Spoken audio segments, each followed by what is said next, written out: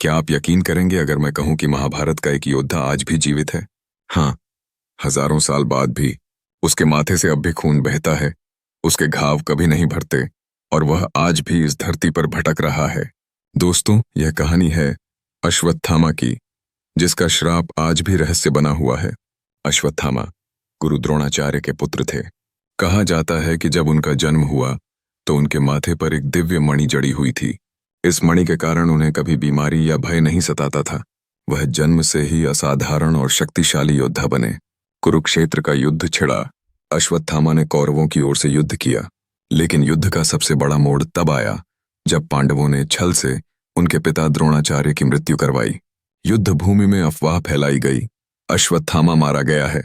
यह सुनकर द्रोणाचार्य ने शस्त्र त्याग दिए और उसी क्षण द्रोणाचार्य का वध कर दिया गया।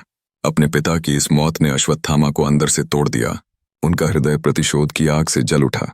युद्ध समाप्त हो चुका था, लेकिन एक रात अश्वत्थामा ने प्रतिशोध में पांडवों के शिविर में चुपके से प्रवेश किया और सोते हुए पांचों उप पांडवों यानी पांडवों के बच्चों का निर्दयता से वध कर दिया। उन्हें लगा कि ये पांडव हैं, लेकिन असल में वे निर्दोष बच्चे थे। सुबह जब सच्चाई सामने आई, द्रौपदी के आंसू और पांडवों का दुहक युद्ध से भी भयानक दृश्य था। अश्वत्थामा को पकड़कर पांडवों के सामने लाया गया। द्रौपदी ने बदले की आग में उन्हें दंड देने की मांग की।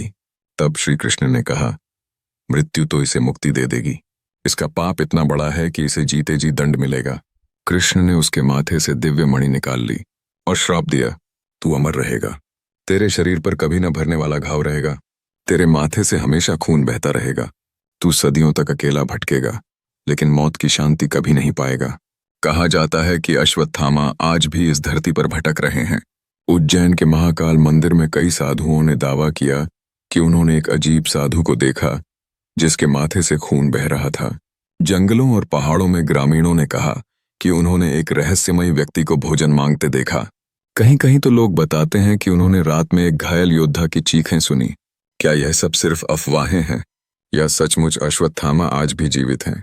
सोचिए, महाभारत को बीते हजारों साल हो गए, लेकिन अगर अश्वत्थामा वाकई अमर हैं तो वे आज कहाँ होंगे, किस अवस्था में होंगे?